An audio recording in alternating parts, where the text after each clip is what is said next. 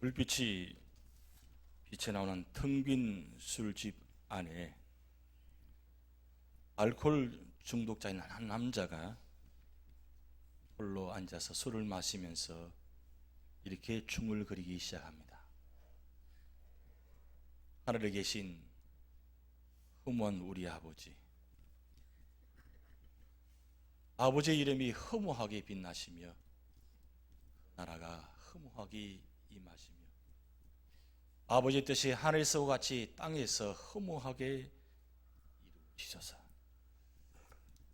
오늘 우리에게 허무한 양식을 주시고 우리에게 잘못한 일을 허무하게 용서하듯 우리의 죄를 허무하게 용서하시고 우리를 허무한 유혹에 빠지지 않게 하시고 허무한 우리를 구하소서. 허무한 주의 이름으로 허무하게 아멘. 술을 한 잔 마시면서 허무하게 아멘. 이렇게 중얼거리듯이 끝났습니다. 이 사람의 생애는 참 대단한 생애의 모습입니다. 누구를 위하여 종을 울리나? 무기여 잘 이끌어 노인과 바다, 이런 유명한 작품을 남긴 미국 근현대사의 가장 유명한, 그리고 노벨 문학상까지 받은 그런 유명한 사람입니다. 여러분 잘 아시는 어니스트 헤밍웨이입니다. 이 헤밍웨이가 깨끗하고 불빛 환한 곳이란 책 속에 이 내용이 담겨 있는 내용입니다. 그러면서 그가 이렇게 끝납니다. 나다 이 뿌에스 나다 이 뿌에스 나다. 허무 그리고 허무 그리고 허무.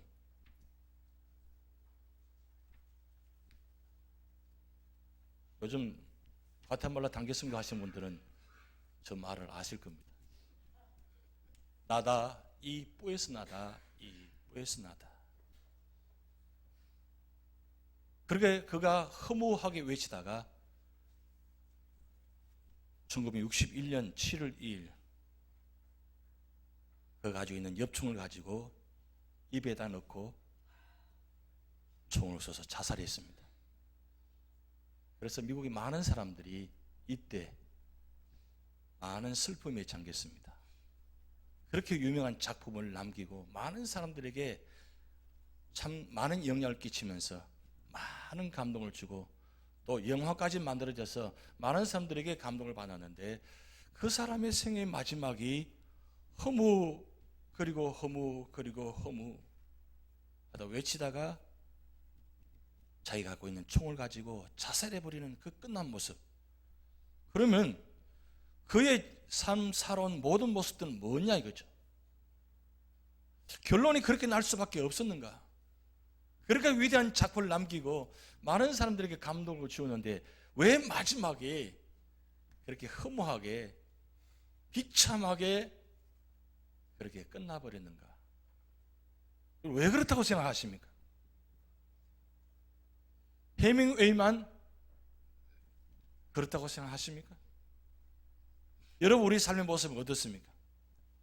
허무 그리고 허무 그리고 허무 이렇게 살아오겠지는 않습니까?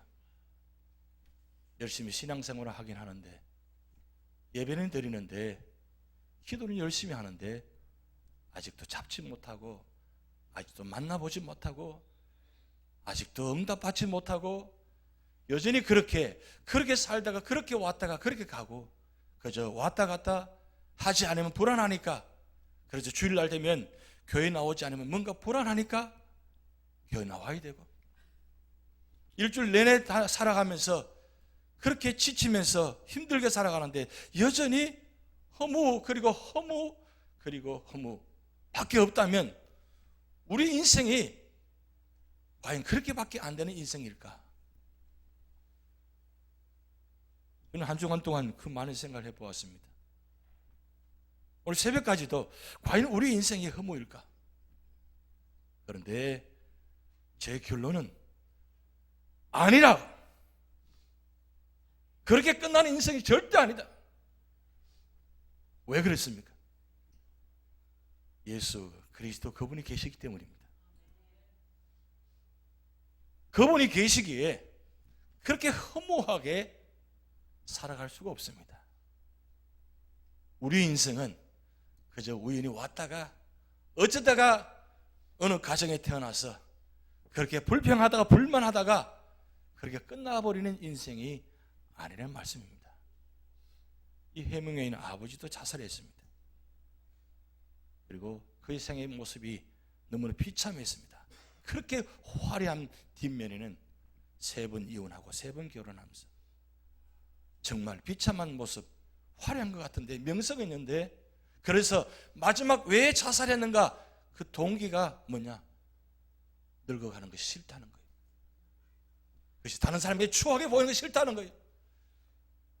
그래서 그렇게 끝나버리는 인생, 이게 과연 하나님께서 진정 원하는 모습이겠습니까? 벌써 10월달 중반이 넘어갑니다. 곧 12월달이 다가옵니다. 하다 보니까 벌써 10월달 됐습니다. 지금은 낙엽을 보면서 낙엽이 떨어지는 모습을 보고 있습니다. 오늘 그래서 제가 넥타이 색깔도 낙엽 색깔을 내보았습니다.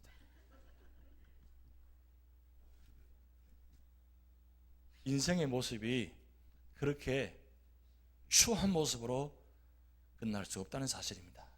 그래서 새들벽 처치의 릭 워넬 목사님이 목적이 이끄는 삶, 그 책을 여러분들이 많이 보셨을 것입니다. 왜 세상에 존재하는가? 나는 왜 이 세상에 존재하는가? 그 질문을 던지면서 5가지 목적을 이야기합니다. 우리는 하나님의 기쁨을 위해서 계획되었다. 그리고 우리는 하나님의 가족으로 태어났다. 그리고 우리는 그리스도를 닮도록 창조되었다. 그리고 우리는 하나님을 섬기기 위해 지금의 모습으로 지음받았다. 그리고 마지막 가장 중요한 건 우리는 사명을 위해 지음받았다. 그래서 우리는 그저 왔다가 허무한 인생이 아니라 사명자의 삶, 정인의 삶을 살아야 된다는 겁니다.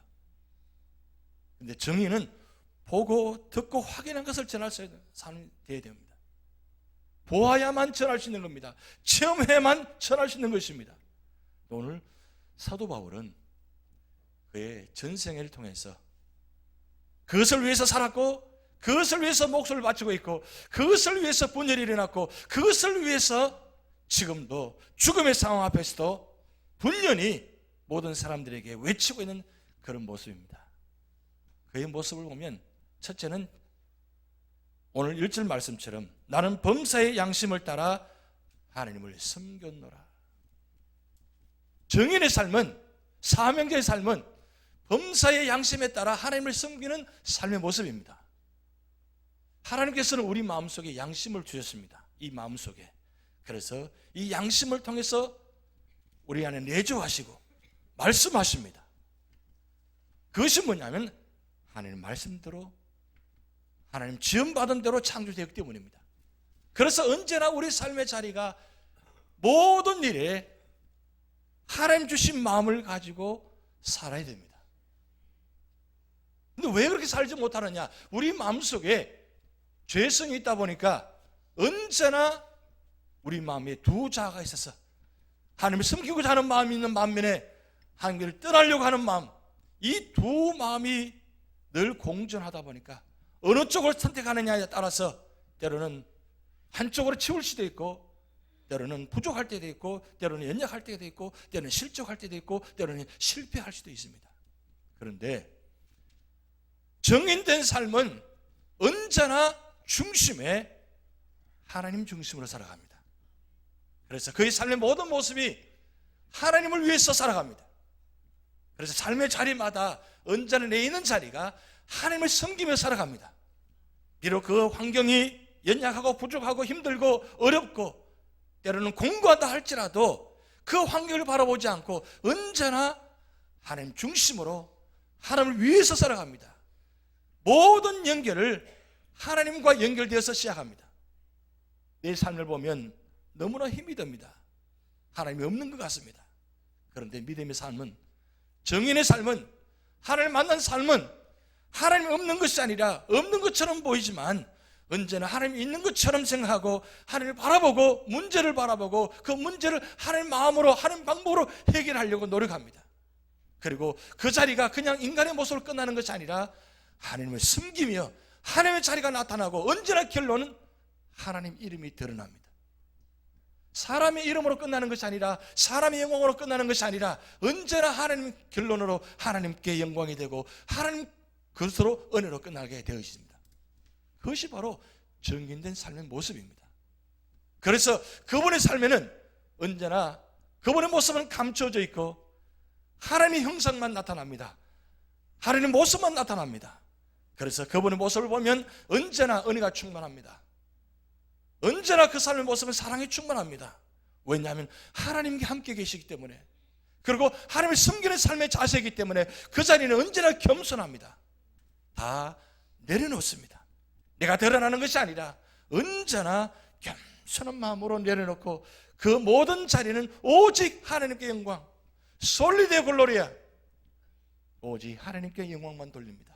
그래서 그분을 통해서 모든 사람들이 하나님 모습을 발견해야 되고, 하나님 모습이 어떤 모습인지는 궁금한데 그 모습을 통해서 하나님 모습은 저런 모습이구나, 그래 나도 저처럼 살아야지 알아가는, 그래서 그 삶의 모습을 통해서 구원의 통로가 되는, 축복의 통로가 되는 그런 놀라운 역사가 나타난다는 사실입니다.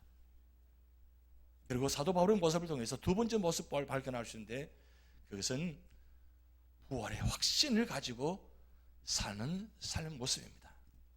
사도 바울은 언제나 예수 그리스도의 부활을 체험했기 때문에 언제나 삶의 자리 가는마다 주님께서 부활하셨다, 주님께서만 부활하신 것이 아니라 나도 부활한다, 그 사실을 선포하고 그리고 확신하고 살아갔습니다. 그래서 돌에 맞아서 죽음에 이르러도 그는 포기하지 않습니다. 핍박을 당해도 포기하지 않습니다. 왜냐하면 부활을 바라보기 때문입니다.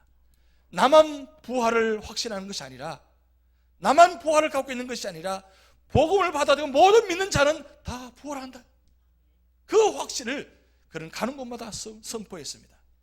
요한복음 11장 25절 26절 말씀에 유명한 부활의 모습이 있습니다. 예수께서 이르시되 나는 부활이요 생명이니 나를 믿는 자는 죽어도 살겠고 무릇 살아서 나를 믿는 자는 영원히 죽지 아니하리니. 이것을 내가 믿느냐? 여러분 부활을 믿으십니까? 부활을 믿으시다면 우리에게는 실패는 없습니다. 우리는 절망이 없습니다. 우리에게는 심지어 죽음마저 없습니다. 왜냐하면 부활이 있기 때문입니다. 이 부활 때문에, 부활 신앙 때문에 사도 바울은 1차, 2차, 3차 선교 여행하면서 그 놀라운 구원의 소식을 선포할 뿐만 아니라 지금 예루살렘 공회에서 언제 죽을지 모르는 그런 상황 가운데도 그는 담대하게 사도계인과 바리새인을 향해서 부활을 선포하고 있습니다. 이 공회의 구성은 바리새인과 사도계인과 장로들로 구성되어 있습니다. 그런데 사도계인들은 이 부활을 믿지 않습니다. 천사를 믿지 않습니다. 영혼을 믿지 않습니다. 그런데 바리새인들은 부활을 믿고 천사를 믿고 영혼을 믿고 있습니다. 그래서 사도 바울은 이렇게 고백합니다. 나는 바리새인 중에 바리새인이라고. 그 뜻은 부활을 확신한다는 겁니다. 여러분 우리 삶의 자리 가는 곳마다 이 부활을 선포하시기 바랍니다. 왜냐하면 부활의 신앙이 없다면 우리는 이 자리에 있을 이유가 없습니다.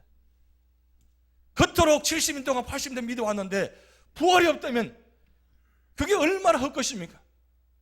허무 그리고 허무밖에 끝나지 않습니다. 해밍웨이가 부활의 신앙을 가졌다면 그는 자살하지 않았을 것입니다. 마지막 결론은 부활의 소망으로 끝났을 것입니다. 그런데 부활에 있는 것처럼, 영생에 있는 것처럼 그렇게 많은 사람들을 감동을 주고 많은 작품을 남겼지만 그 마지막 작품의 결론은 누구를 위하여 종을 울리나?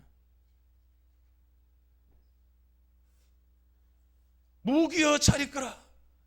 제목이 얼마나 좋습니까? 근데 그 무기를 가지고 자기가 끝나버렸습니다. 인간의 모습이 그런 것이에요. 왜 그렇습니까? 부활의 소망이 없기 때문입니다. 부활의 소망을 갖는 사람은 아무리 환경이 악하고 아무리 힘들고 어렵다 할지라도 부활의 소망만 있으면 그 자리에 이르를 수 있습니다. 내가 세상을 이겼노라. 주님께서 당당히 선포하셨습니다. 그리고 마지막 십자가상에 달려 돌아가시면서 다 이뤘다 말씀하시고 그리고 3일 만에 부활하셨습니다. 부활의 산증인이 되셨습니다. 그러기에 오늘 우리는 예수 믿는 사람들은 예수 믿는 그 자체만 하더라도 우리는 소망이 있습니다. 세상이 없다 할지라도 부족하다 할지라도 연약하다 할지라도 아무리 들여다봐도 없는 것 같이 보여도 지금 내 삶에 질곡이 있고 아픔이 있고 질병이 있다 할지라도 그것 때문에 우리는 실족할 수 없는 겁니다. 왜냐하면 부활했기 때문입니다. 영원한 부활했기 때문입니다. 그래서 우리의 인생은 그저 왔다가 그렇게 끝나는 인생이 아니라 부활로 말미암아 우리는 영원한 생명을 주셨습니다. 하나님이 세상을 이처럼 사랑하사 독생자를 주셨으니 이는 저를 믿는 자마다 멸망치 않고 영생을 얻게 하려 하심이라. 하나님 말씀입니다. 우리는 영생을 얻었습니다.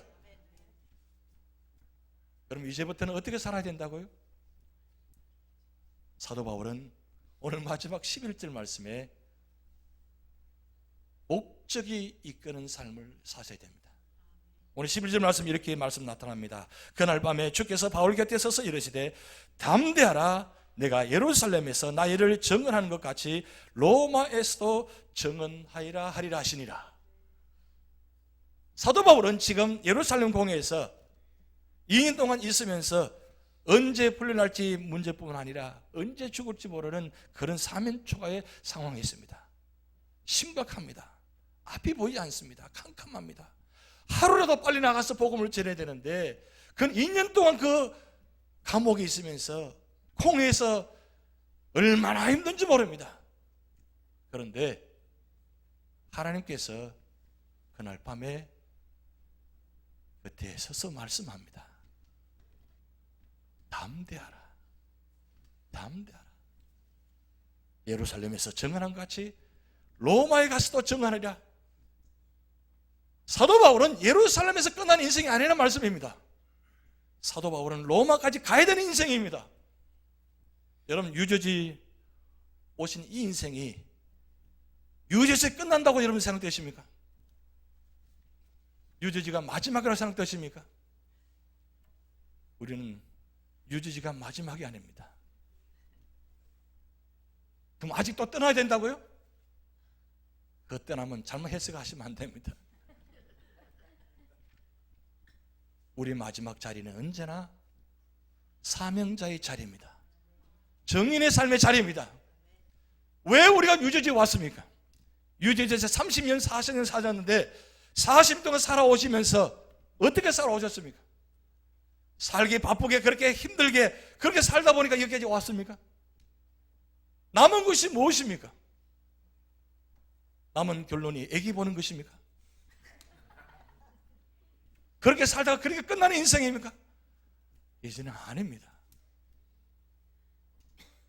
주님께서 여러분을 통해서 이 유저지 연합장을 통해서 마지막 복음의 증인으로 삼아주시기를 원합니다. 온 세계를 향해서 복음을 전하게 하시기 위해서 세워주셨습니다. 그렇게 허무하게 끝나는 교회가 아니란 말씀입니다. 우리 인생이 아니란 말씀입니다. 어제 인도에서 이만중 성전을 통해서 편지가 왔습니다.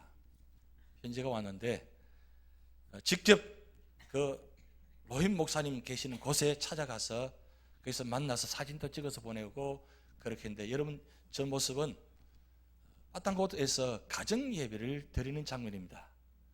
지금 등지고 있는 분이 로힌 목사님이신데 거기는 워낙 극우 힌두교들이 많다 보니까 지난주에 한 목사님이 극우 힌두교에 당해가지고 병원에 입원했다고 또 소식이 왔습니다.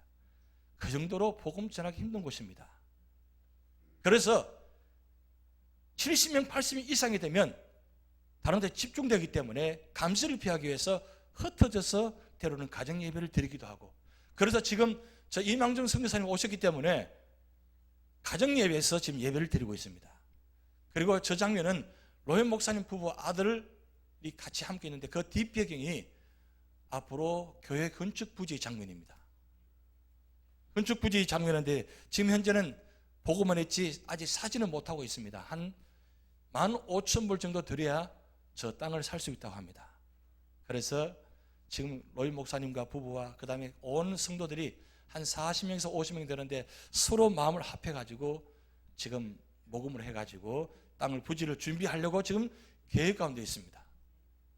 그러면서 하시는 말씀이, 로이 목사님이 우리 교회 소식을 듣고 이렇게 마음을 알고 얼마나 기뻐하고 온 성도가 얼마나 기뻐하는지 모른다고 합니다.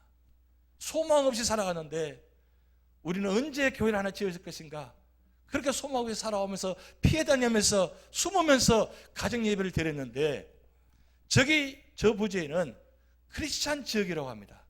그래서 다른 곳보다는 안전한 곳이라고 합니다. 그래서 저기에 건축을 하면 앞으로 저곳을 통해서 굉장히 부흥의 역사가 나타난다는 거예요.